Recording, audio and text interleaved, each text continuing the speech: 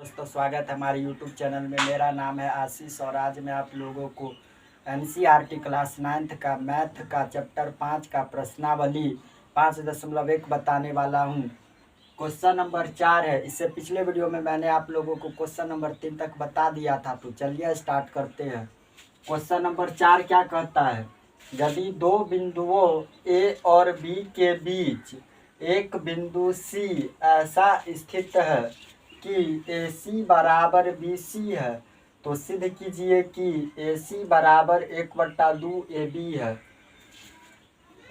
इस क्वेश्चन को समझिए।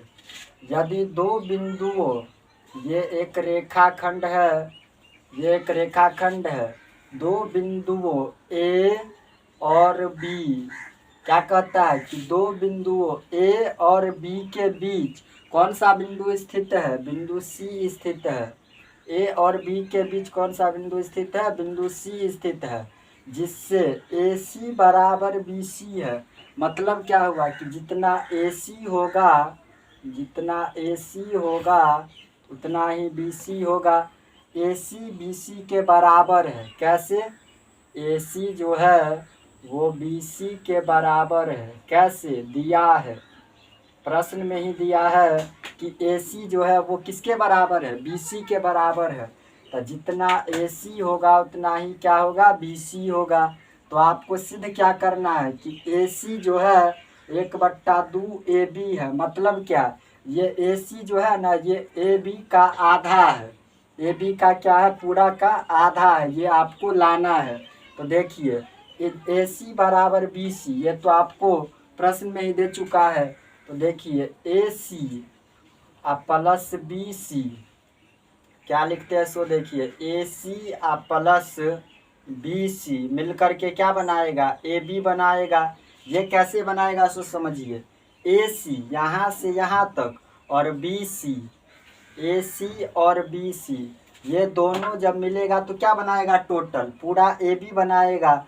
तो क्या लिखे हैं कि जितना AC और BC दोनों मिलकर क्या बनाएगा? AB बनाएगा। पूरा AB बनाएगा। ठीक है। तो देखिए इधर AC जैसे है वैसे ही प्लस इस BC के बदले में कुछ पढ़े हैं। क्या पढ़े हैं सो देखिए AC बराबर BC ये दिया है ना, तो मतलब क्या हुआ कि BC के जगह पर AC लिख सकते हैं ना। कैसे लिख सकते हैं? क्योंकि देखिए AC और BC आपस में क्या है? बराबर है। तो इसके बदले ये लिखिए या फिर इसके बदले ये लिखिए।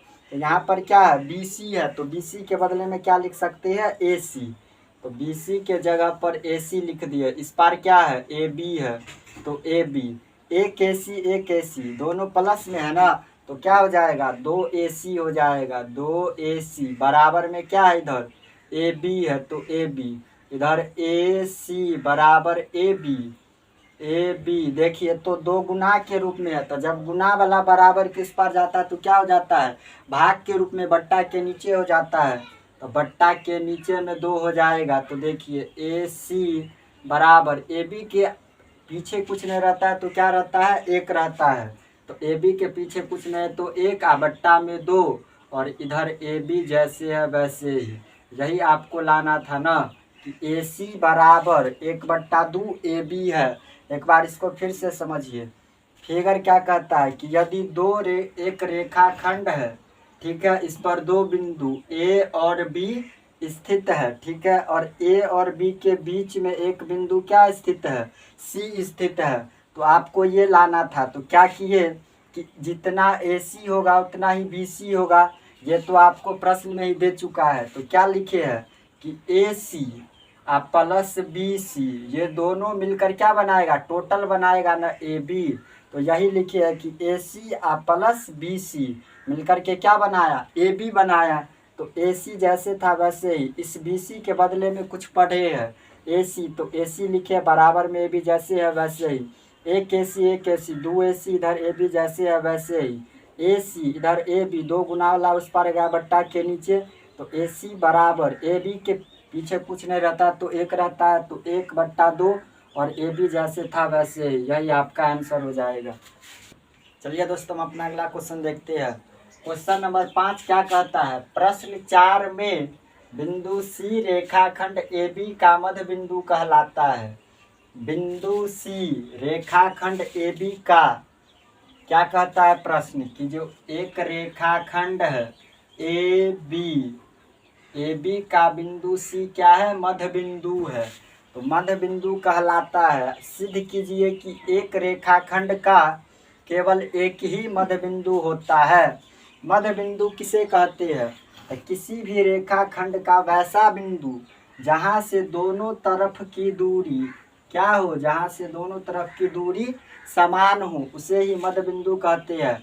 तो आपको बताना है कि किसी भी रेखाखंड में केवल एक ही मध्य बिंदु हो सकता है या अनंत हो सकता है। तो देखिए, एक ही रेखाखंड में एक ही मध्य बिंदु होगा जहाँ से दोनों तरफ की दूरियां क्या होगा, समान होगा। मानकर चले कि ये एक मार्कर है, यहाँ से अगर इसको काटेंगे बीच से तो क्या होगा कि मध्य बिंदु होगा, इससे दोनों तरफ की दूरी क्या होगा, समान होगा। तो किसी भी रेखाखंड में केवल एक ही मध्य बिंदु होता है जहाँ से दोनों तरफ की दूरी क्या होती है कि समान होती है और बराबर होती है।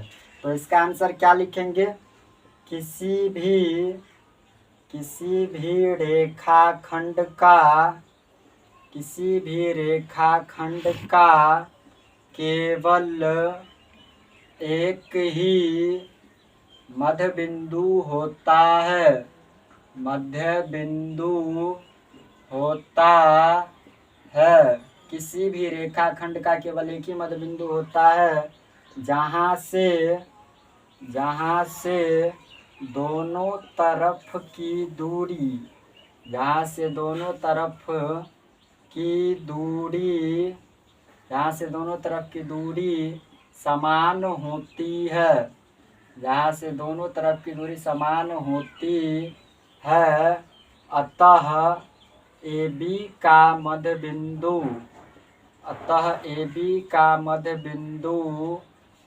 केवल C होगा।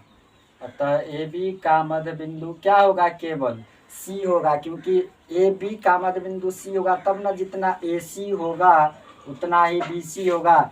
मध्य बिंदु का मतलब क्या होता है कि निश्चित बिंदु पर स्थित होना जहाँ से दोनों तरफ की दूरी आपस में समान होती है।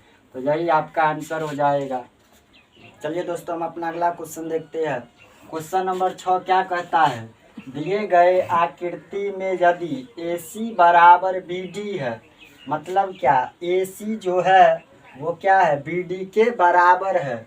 तो सिद्ध कीजिए कि AB बराबर CD है, मतलब जितना AB होगा उतना ही CD होगा। ये आपको सिद्ध करना है।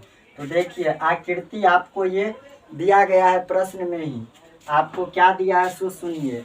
दिया है कि AC बराबर BD है। AC किसके बराबर है, BD के। ये कैसे दिया है, प्रश्न में ही दिया है कि AC जो है वो BD के क्या है, बराबर है। तो देखिए, आपको लाना क्या है, AB बराबर CD, ये आपको सिद्ध करना है। तो क्या करते हैं सो देखिए, जितना AC होगा देखिए, यहाँ से ले करके यहाँ तक AC में देखिए, AC में ये भी आ जाता है ना BC। अगर AC की दूरी लेते हैं तो BC आता है। और देखिए, जब B से D तक की दूरी लेते हैं तो भी BC आता है। मतलब क्या कि इसमें भी BC आता है और इसमें भी BC आता है, मतलब ये फालतू आता है। तो इसको क्या करेंगे, जो फालतू आदमी होता है इसको घटा देते हैं। तो दोनों तरफ BC को घटा देते हैं। क्या लिखेंगे, दोनों तरफ BC को घटाने पर क्यों घटा रही है, क्योंकि देखिए, जब A से C तक में जाते हैं तो भी BC आता है और B से D तक लेते हैं तो भी BC आता है, मतलब BC दोनों में आता है। तो दोनों में आता है तो इसका मतलब होता है कि BC को दोनों तरफ घटा देंगे तब ना नहीं आएगा BC। तो देखिए, इधर क्या है, LHS को LHS के साथ और RHS को RHS के साथ घटाएंगे। LHS में क्या है, AC है, तो AC में से क्या घटा रहे हैं, BC घटा रहे हैं। AC में से BC घटाएंगे बराबर, इधर क्या है, BD है, तो BD में से क्या घटाएंगे, BC घटाएंगे, तो BC। अब देखिए, AC में से जब BC घटेगा तो क्या बचेगा, AC। यहाँ से लेकर यहाँ तक में जब BC घटेगा तो क्या बचेगा, ए बी बचेगा। देखिए ए से लेकर के सी तक है ना, ए के से लेकर सी तक है, बी है। तो जब ए सी इस टोटल में से जब बी सी को घटा देंगे तो बी सी हट जाएगा, तो क्या बचेगा, ए बी बचेगा। तो यहाँ पर क्या लिखेंगे, ए बी बराबर, इधर आइए, जब बी डी में से, इधर देखिए बी डी टोटल क्या है, जब बी डी इस बी डी में से इस बी सी को घटाएंगे, जब बी डी में से इस टोटल में से इस सी डी को जब घटाएंगे, बी सी को घटाएंगे तो क्या बचेगा, क्या बचेगा आपको, बी सी को घटाएंगे तो क्या बचेगा, सी डी बचेगा। देखिए टोटल कितना है, बी डी है, बी सी डी, तो टोटल में से किसको घटाना है, बी डी में से बी सी को न घटाना है। तो बी सी को जब हम मिटा देंगे तो क्या बचेगा, यहाँ पर सी डी बचेगा। तो सी डी लिख दिए। ए सी में से बी सी घटाएंगे तो ए बी बचेगा, पूरा बी डी में से बी सी घटाएंगे तो क्या बचेगा, इधर सी डी बचेगा। तो ए बी बराबर सी डी, यही आपको लाना था ना कि सिद्ध कीजिए जितना ए बी होगा उतना ही सी डी होगा। तो क्या किए कि बी सी दोनों में आ रहा था, इसीलिए दोनों तरफ बी सी को घटाने पर दोनों तरफ से बी सी घटा दिए तो ए बी सी डी के बराबर आ गया, यही आंसर हो जाएगा। चलिए दोस्तों हम अपना अगला क्वेश्चन देखते हैं। क्वेश्चन नंबर 7 क्या कहता है, यूक्लिड की अभिगृहितों की सूची में दिया गया अभिगृहित 5 को सर्वव्यापी सत्य क्यों माना जाता है। यूक्लिड की अभिधारणा बताए थे थ्योरी क्लास में, तो उसका 5वां अभिधारणा क्या था, 5वां अभिधारणा में बताए थे कि जब दो सीधी रेखा, देखिए जब दो सीधी रेखा एक सीधी रेखाओं पर गिरकर अपने एक ही ओर दो अंतःकोण इस प्रकार बनाए, अंतःकोण का मतलब क्या हुआ, 180 डिग्री अंदर वाला कोण, दो अंतःकोण इस प्रकार बनाए कि इस दोनों कोणों का योग क्या हो, 180 डिग्री हो। अगर जिस ओर 180 डिग्री से अधिक होगा, जिस ओर 180 डिग्री से अधिक होगा उस ओर इस दोनों रेखा को बढ़ाएंगे तो नहीं काटेगा, लेकिन जिस ओर 180 डिग्री से कम होगा उस ओर ये दोनों रेखाएं क्या करेगा, एक दूसरे को काटेगा, प्रतिच्छेद करेगा। तो क्या कहता है प्रश्न कि यूक्लिड के अभिगृहितों की सूची में दिया गया अभिगृहित 5 को सर्वव्यापी सत्य क्यों माना जाता है। तो इसका आंसर क्या लिखेंगे, यूक्लिड की अभिगृहितों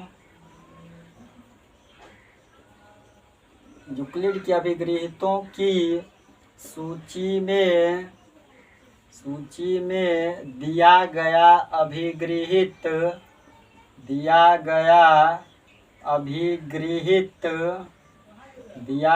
अभिगृहित 5 को सर्वव्यापी सत्य माना जाता है, सर्वव्यापी सत्य माना जाता है क्योंकि कोई भी भाग अपने छोटे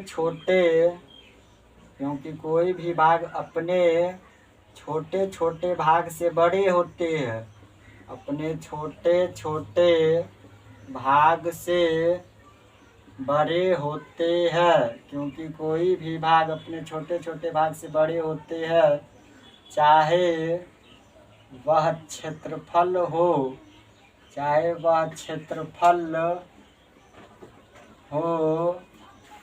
या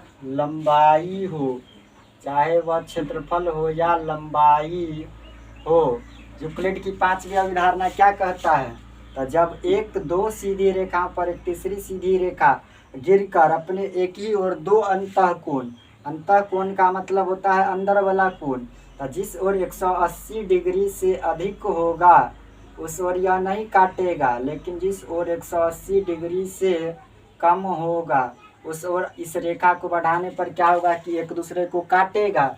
तो यही कहता है यूक्लिड की 5वीं अभिधारणा। दोस्तों प्रश्नावली 5.1 का क्वेश्चन नंबर 7 समाप्त हो गया है। अगली वीडियो में प्रश्नावली 5.2 का उदाहरण बताएंगे। अगर वीडियो अच्छा लगे तो लाइक कमेंट शेयर और सब्सक्राइब कर दीजिएगा। मिलते हैं नेक्स्ट वीडियो में, तब तक के लिए जय हिंद जय भारत।